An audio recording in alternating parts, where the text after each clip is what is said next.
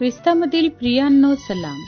विश्ववाणी परिवाराकडून आम्ही मार्गाकरिता प्रकाश कार्यक्रमात आपले सहर्ष स्वागत करीत आहोत. आपणासाठी या नंबरवर प्रार्थना करण्यास उपलब्ध आहोत. धन्यवाद.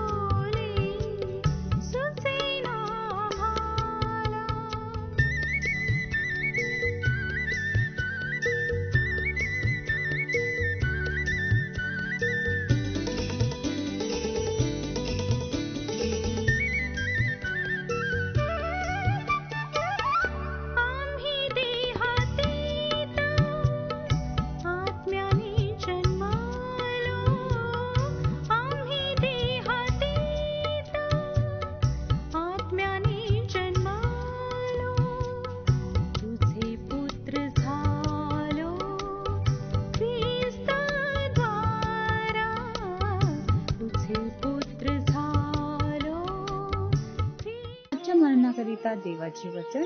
स्तोत्रसंहिता 68 1-9 ही वचने. स्तोत्रसंहिता 68 1-9 ही वचने. देवाने उठावे, त्याच्या वैऱ्यांची दानादान हो. त्याचा द्वेष करणारे त्याच्या पुढून पळोत. जसा धूर पांगतो तशी त्यांची पांगापान कर. जसे मेण अग्नीपुढे ठेविले असता वितळते, तसे दुष्ट देवापुढे नष्ट होत. परंतु नीतिमान हर्ष करोत. देवापुढे आनंदोत्सव करोत. हर्षामुळे आनंद करोत. देवाला गीत गा. त्याच्या नावाचे स्तवन करा. त्याची स्वारी ओसाड प्रदेशातून चालली आहे. त्याच्यासाठी राजमार्ग तयार करा. त्याचे नाव परमेश आहे. त्याच्या पुढे आनंदोत्सव करा. पितृहीनांचा पिता, विद्वांचा कैवारी असा देव आपल्या पवित्र निवासस्थानी आहे. एकटे असलेल्यास देव कुटुंब वत्सल करीतो. बंदिवानास बाहेर काढून भाग्यवान करीतो. परंतु बंडखोर वृक्ष प्रदेशात राहतात. हे देवा, जेव्हा तू आपल्या लोकांपुढे चाललास व रानातून प्रयाण केलेस, तेव्हा भूमी कंपित झाली व देवासमोर आकाशातून पर्जन्यवृष्टी झाली. देवासमोर, इस्रायलाच्या देवासमोर सिनाय पर्वत देखील कंपित झाला. हे देवा, तू विपुल पर्जन्य पाठवून दिलास. तुझे वतन कोमेजले होते, तेव्हा तू ते यथास्थित केलेस. प्रभू परमेश्वर या वचनांद्वारे आपला आजचा दिवस आशीर्वादित करो. येशूच्या नावामध्ये आपल्या सर्वांना सलाम. आज आम्ही पुन्हा एकदा देवबापाचं वचन पाहत आहोत. आम्ही वाचलेलं आहे स्तोत्रसंहिता 68 एक वचनापासून 9 पर्यंत. प्रभूचं वचन असं आम्हाला शिकवत आहे की परमेश्वर आपल्या लोकांची किती काळजी घेतो, परंतु वैऱ्यांचे तो दानादान करतो. परमेश्वर त्याच्या प्रिय लेकरांवरती कृपाने दया करणारा प्रभू आहे, परंतु वैऱ्यांना, दुष्ट लोकांना तो घालून टाकणारा देव आहे. प्रियांनो, आम्हावरती देवाने किती मोठी कृपा केली. यामध्ये पवित्र शास्त्रामध्ये सांगितलेलं आहे, परंतु नीतिमान हर्ष करोत, देवापुढे आनंद उत्सव करोत, हर्षामुळे आनंद करोत. देवाच्या लोकांनी, नीतिमान लोकांनी देवाच्या पुढे हर्ष करायला पाहिजे आहे, कारण प्रभू परमेश्वराने दुसऱ्या वचनात सांगितले, जसा धूर पांगतो तशी त्यांची पांगापांग कर. जसे मेण अग्नीपुढे ठेवले असता वितळते, तसे दुष्ट देवांपुढे नष्ट होत. दुष्ट लोक देवापुढे नष्ट होत, कारण ते देवाला भीत नाहीत, ते देवाचा गौरव करत नाहीत. परंतु आम्ही देवाचे लोक, त्याचा गौरव करणारे लोक, परमेश्वराचे वचन सांगतो त्याच्या आज्ञेत चालणाऱ्या लोकांना की ते नीतिमान आहेत आणि नीतिमान हर्ष करोत. देवापुढे देवाच्या नावाने ते हर्ष करोत, प्रभूला गौरव देत. प्रियानो, देवाच्या लोकांनी देवाचा गौरव करावं. देवाने केलेले अद्भुत कृत्ये हे मनन करावे. म्हणून 4 मध्ये म्हटलेले वचन 4 मध्ये, देवाला गीत गा, त्याच्या नावाचे स्तवन करा. त्याची स्वारी ओसाड प्रदेशातून चालली आहे, त्याच्यासाठी राजमार्ग तयार करा. त्याचे नाव परमेश आहे, त्याच्या पुढे आनंदोत्सव करा. खरं परमेश्वर आम्हामधून जात असताना, आम्हा सारख्या लोकांमधून तो प्रवेश करत असताना तो आमची सर्व दैन्यावस्था पालटतो. पितृहीनांचा पिता, विधवांचा कैवारी असा देव आपल्या पवित्र निवासस्थानी आहे. एकटे असलेल्यांना देव कुटुंब वात्सल्य करतो, बंदीवानांना बाहेर काढून भाग्यवान करतो.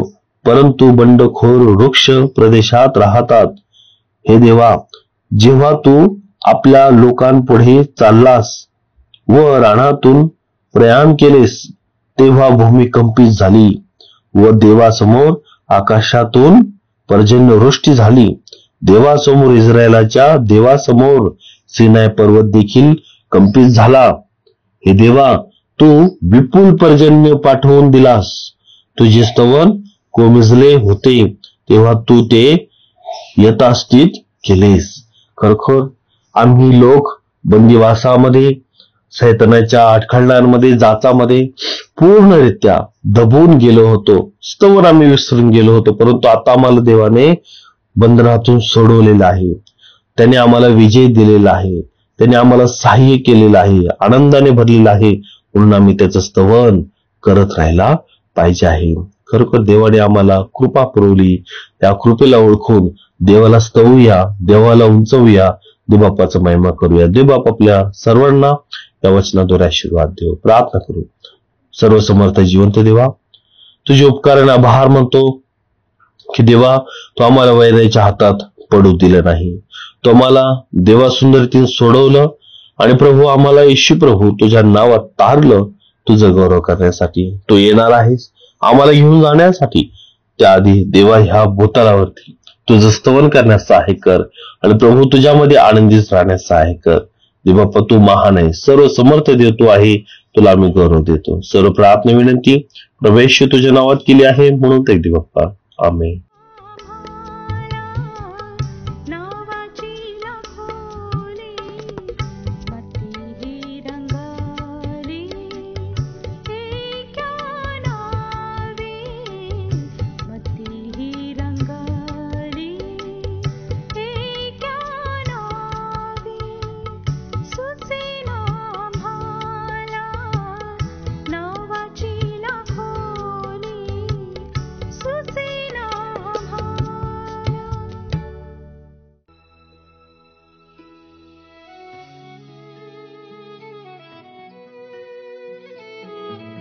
की आता आपण आपल्या प्रार्थना विनंत्या कोणत्याही वेळेस विश्ववाणी प्रार्थना केंद्राला टोल फ्री नंबरद्वारे कळवू शकता.